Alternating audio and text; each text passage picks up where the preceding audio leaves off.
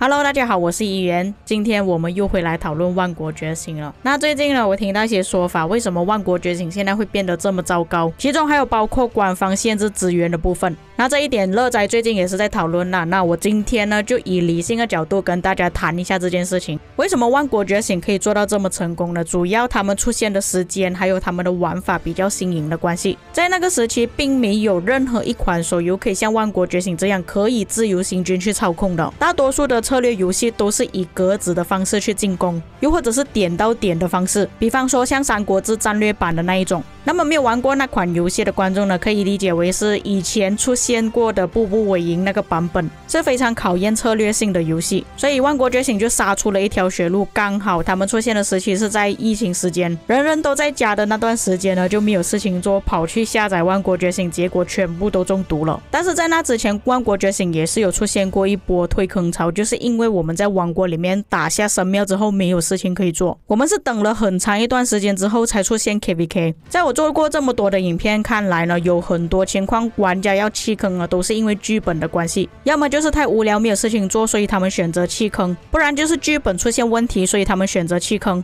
举个例子，其实我本人是打过至少4次光影交织了，那个时期是真的只到光影交织的剧本，后面没有新的剧本，有很多大佬已经重复打过好多遍，实在是没有事情做，所以他们选择弃坑了，这个是第一点。第二就是当时候开发了步步为营出来，步步为营实在是太无聊了，还限制玩家的玩法。虽然官方他们是有自己的想法，想要限制玩家，不要让他们像现在自由行军的玩法，要他们以策略性去战胜敌人，但是这个游戏特别的地方就在自由行军，官方限制了这一点，就变成玩家为什么不要去玩三国志战略版，反而选择这个游戏。除了剧本之外，还有包括其他劝退的原因，就是氪金太多。像水晶第一个版本出现的时候，是真的氪金量非常大，我氪了将近8000块马币，氪的水晶还不到一半。所以为什么有玩家抗议要官方去改，官方也去改了。不过我们反对是因为我们是玩家的角度，那我现在用开发人员的角度去想，是想要通过这个方式赚钱没错，但是他放的那个金额实在是太庞大，可能是想要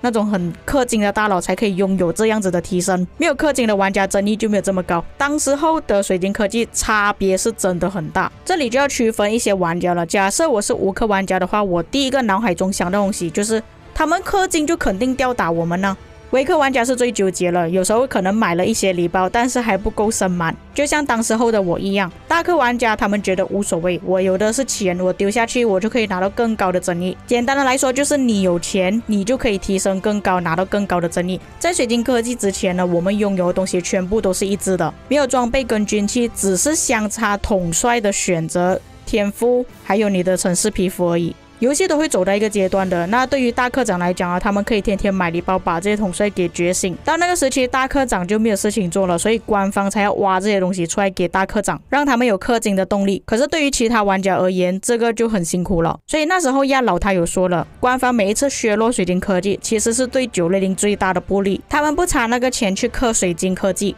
可是这个游戏必须要拥有两者生存，除了大科长之外，其他玩家也是必须要生存。所以最后官方做出妥协，没有移除水晶科技，只是降低了它的能力和氪度。但是水晶科技绝对是导火线，也导致成有很多玩家他们一直想要移民回去 K1、K2。可是为什么有些东西玩家能接受，有些又不能接受呢？就比方说移民令的东西，为什么玩家能够接受官方限制的移民令次数，反而不能接受水晶科技装备军器呢？移民令是看个人需求，不是每一个玩家都需要移民的，所以这个项目属于选择性。但是水晶科技不一样，只要你进入了征服赛季，你就必须要去搞水晶科技，就有半强制的感觉，再加上装备跟军器。装备你不去搞的话，你野仗也打不过其他人了，你不管怎样都必须要搞装备了，毕竟装备有固定数值，你没有拥有这个装备，你就等于没有这个数值了。相反的，军器比较看运气，假设说你遇到的王国不是真的是那种超级氪金的先锋王国的话，其实你在 B 王国以下的王国不会遇到那种军器特别夸张的玩家，比方说他的军器全部都是步兵生命防御攻击的那一种，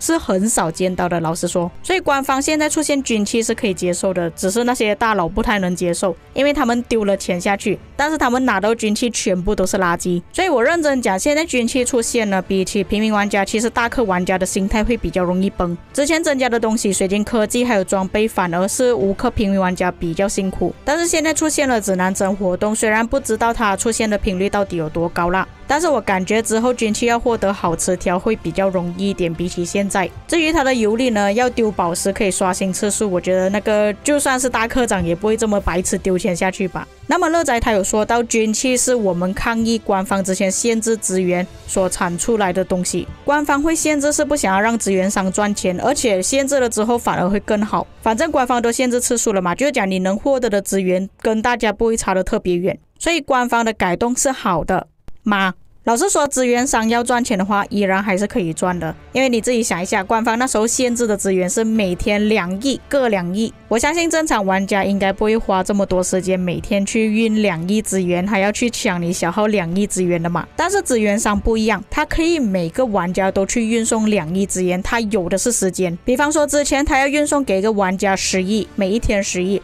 他现在只是要分成5个玩家，每个人运2亿，也是一样可以赚钱的。因为对于大佬来讲呢，他们要每天去采集2亿资源呢，是不太可能的事情，他们都会交由给工作室或者是资源商做的。并且那时候改动了规则，资源商还可以起价，只要它的价格不超过官方的礼包价格，它依然还是可以赚更多钱。而且官方限制之后，其实对于同步期玩家来讲是比较吃香一点的。他们有的是账号，可以利用人数压制，因为我们的资源大家的获取数量、掠夺数量都是一样的，就是说我们的资源可能也是旗鼓相当的。他们利用同步器攻击你，你耗损的资源更快，你就更容易输掉。并且当初我们是同意官方改了这个规定的话，现在就不会有军器吗？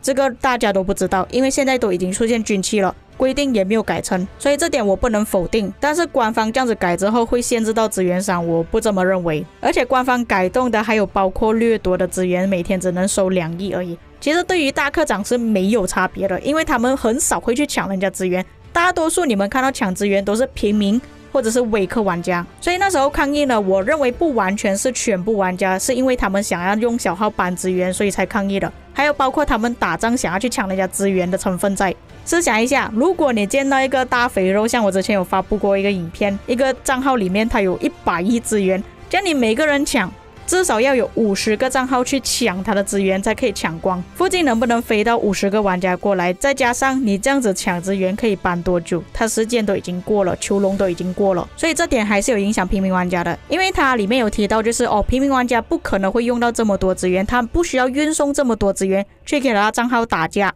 但官方改了这一点，确实会影响平民玩家玩这个游戏的乐趣，所以不管是大科长还是平民微氪玩家都是有影响的，不只是影响大科长跟资源商而已。但是我还是要说那一句了，我一个赛季是真的打超过100亿资源，我这100亿资源要每天运送2亿，要运50天了。我会吃不消，可能到时候我会宁愿找资源商运资源给我吧，这样子我还比较轻松，还可以节省我的签证。所以资源商是真的没有影响的，并不是说不能让开发人员去增加新的东西，而是有些新的东西你不能改得太快，还有一些原本基础上的规定你改了之后就会影响很大。像现在万龙觉醒也是一样有限制资源，但是为什么有玩家可以接受？因为他一开始就已经限定了这个规定。万国觉醒并不是像我当初所讲的，官方真的有这样子的想法，其实是可以询问玩家你们同不同意这样子的改法，让玩家去投票，而不是直接放了公告第2天就改了，所以才会造成玩家这么大的反弹。所以他们在一开始就并没有沟通了，而不是说它出现了之后我们只是一味的去骂而已。在那之后官方也是变聪明了，为什么要出先锋体验版的剧本地图呢？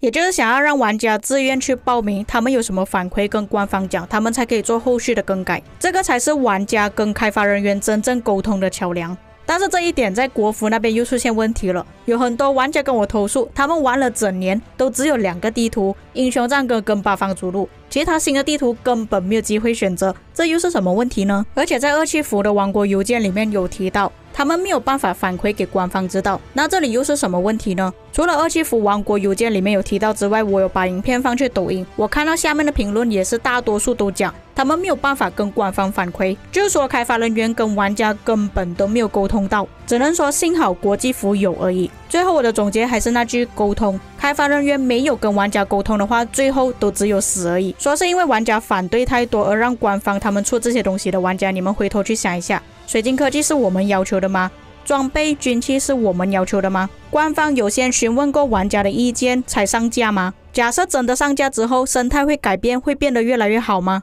以上就是所有内容，也不是说要专门找一期影片出来抬杠还是什么，而是有些事情必须要说清楚，会造成什么后果跟问题，也是要沟通之后才可以解决。真的没有问题的话，官方他其实也没有必要发布那则贴文提到关于2期弃坑的事情了。至于各位有什么想法，可以在评论区给我知道。我们下期再见。